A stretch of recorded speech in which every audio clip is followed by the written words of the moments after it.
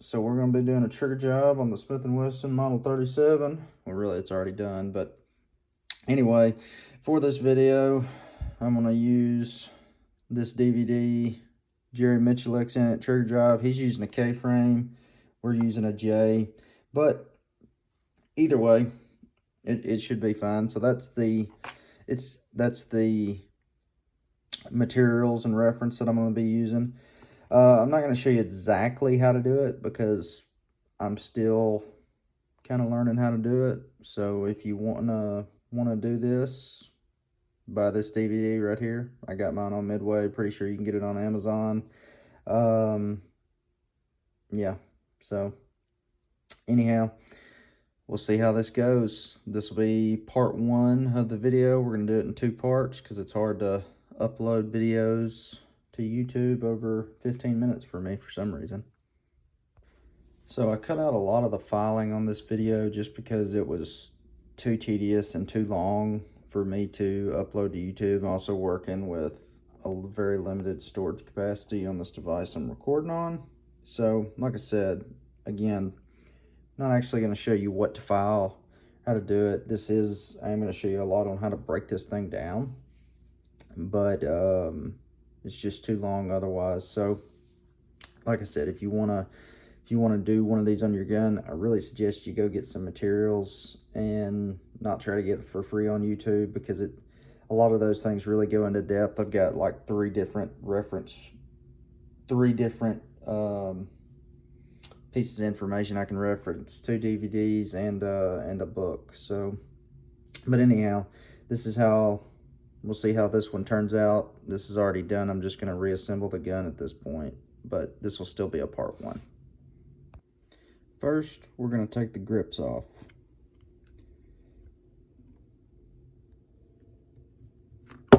Damn.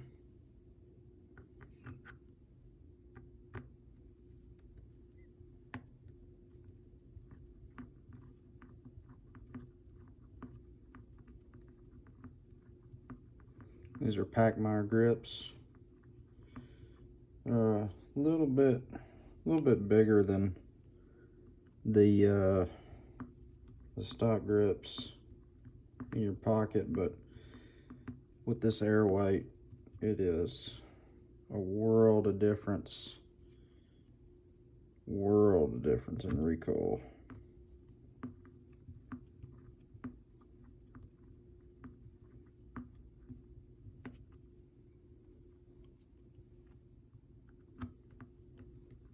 Jesus, screws in there, ain't it?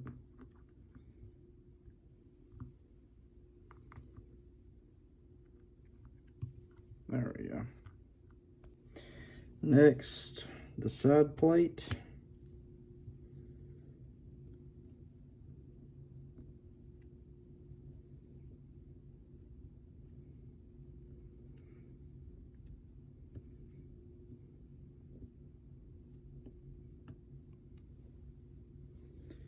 All right, one.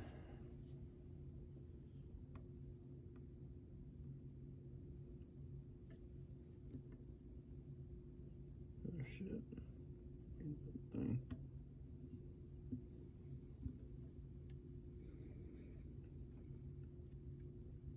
From what I understand, what I've heard, again, I am pretty amateurish this shit. I really don't know much, but from what I understand, if you're gonna do this, you really want to have the right size screwdriver, the right tools, because it's important not to bugger up these screws or frame or anything else.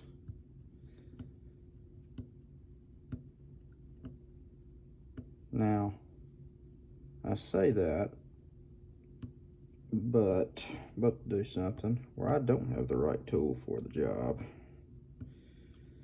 The right tool, you're supposed to, when you take the side plate off, is pop this frame with a rubber mallet or something. People say don't stick a screwdriver in here and pop the side plate off, and they're probably right.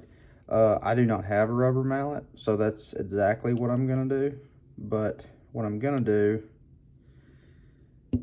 is I'm gonna stick it in just and this is just me trying to do damage control. Stick it in just barely and gently push up towards this side plate. So that's the way I'm doing it. You're not supposed to do that, but you know, it is what it is. Alright, so the next thing we're going to do, well, actually, I'm going to take out the hammer block. The next thing we're going to do is remove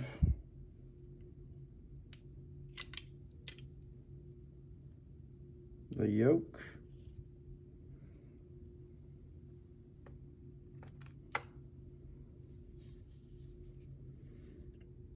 And then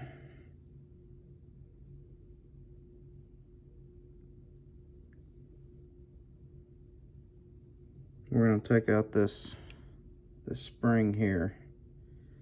Now, I've taken this out before.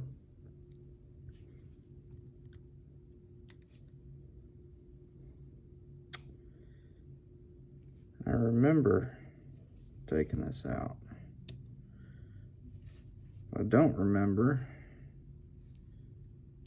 is how exactly I got it out. So first thing I'm going to do is I'm going to pull back on this, get that hammer out.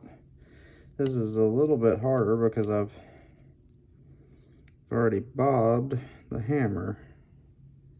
Let me look at this here. There it is. So I know what you do is you stick a pin in here. If you see that hole, well, I don't have a pin, so I bent a nail. I don't have any punches that small, and what this should do is let that fall right there. Now the tension here is between that nail and that plunger, so we're just going to see if we can work our way out with this. Just going to kind of wiggle it.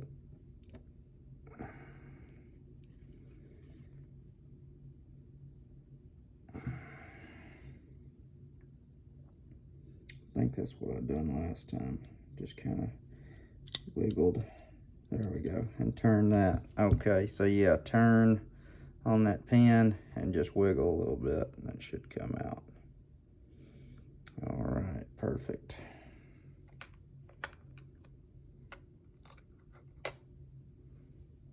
Okay, so I learned something. What I learned was that this little spring-loaded piece here, if you pull back the release lever, it goes ahead and pulls that back. So then we'll just cock that hammer just a little bit with the trigger. We'll get our hammer out.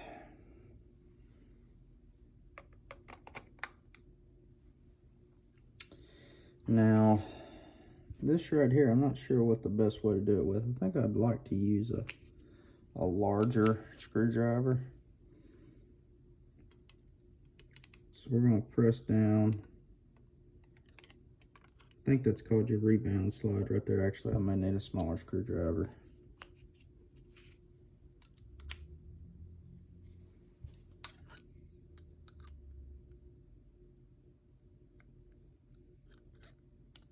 If I can fit it in there. I'm trying to do this on camera.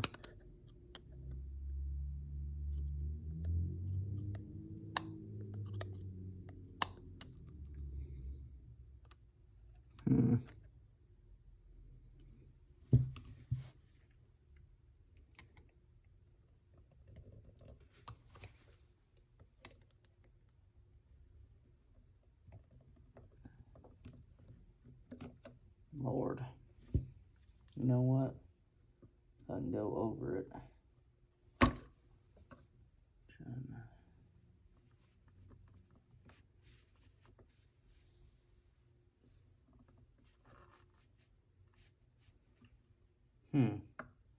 Well, I'll be back on that one. Okay, so I figured out a way to get this thing out.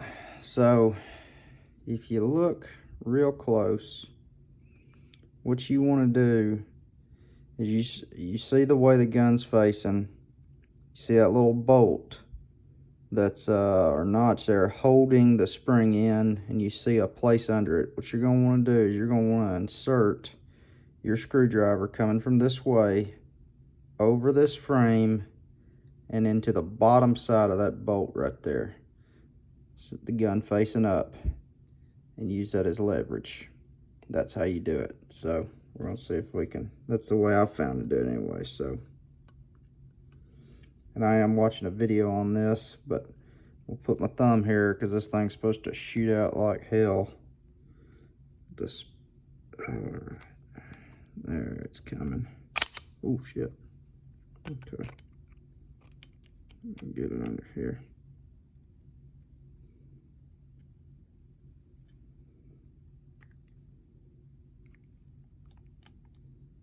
Ooh. Oh man. Okay. Yeah, that thing definitely left a little divot in my finger when it come out, so. Okay. And that fits in there just like that, looks like. That's gonna be hell to get back in. I already know it, but I'm gonna go ahead and place this spring back in there. That way I know that that's where that goes. Oh yeah, so I forgot.